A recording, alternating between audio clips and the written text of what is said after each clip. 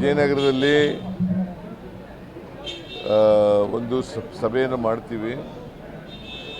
ನಾವು 2 ವರ್ಷದಲ್ಲಿ ಏನು ಮಾಡಿದ್ದೀವಿ ಅನ್ನೋದನ್ನೆಲ್ಲ ಜನರುಗಳ ಮುಂದೆ ಇಡ್ತಕ್ಕಂಥ ಕೆಲಸ ಮಾಡ್ತೀವಿ.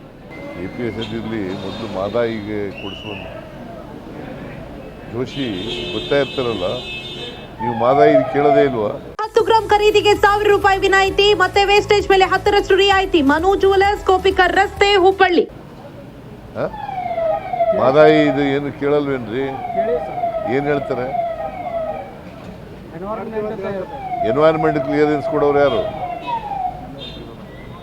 ಎಷ್ಟು ವರ್ಷದಿಂದ ಕೊಟ್ಟಿಲ್ಲ. ಅದನ್ನು ಕೇಳೋದೇ ಇಲ್ಲ ನೀವು. ಯಾವುದು ನನಗೆ ಜೋಶಿ ಏನು ಹೇಳಿದ್ರಿ? ಲೆಟರ್ ಬರೆದ್ರಲ್ರಿ. Is a very important minister ಅಲ್ವಾ? ಅವ್ರು ಕೊಡಿಸ್ಬೇಕಲ್ವಾ? Environment clearance ಕೊಡಿಸ್ಬೇಕಲ್ವಾ? ರಾಜ್ಯ ಸರ್ಕಾರದವರು ಅದಕ್ಕೆ ಇದು ಮಾಡಬೇಕು, ಲೆಟರ್ ಕೊಡಬೇಕು. ಏನು ಲೆಟರ್ ಕೊಡಬೇಕು?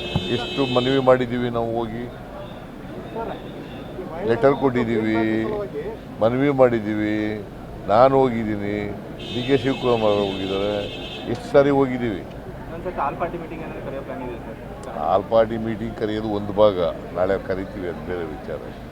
ಬಟ್ ಮಾದಾಯಿ ಯೋಜನೆ ಅದನ್ನು ಪ್ರಾರಂಭ ಮಾಡಬೇಕಾದ್ರೆ ಎನ್ವೈರನ್ಮೆಂಟ್ ಕ್ಲಿಯರೆನ್ಸ್ ಕೊಡಬೇಕು. ಅದೊಂದೇ ಉಳಿದಿರೋದು. ಗೋವಾಕ್ಕೆ ಹೆದರ್ಕೊಂಡು ನರೇಂದ್ರ ಮೋದಿಯವರು ಕೊಡಿಸ್ತಾ ಇಲ್ಲ.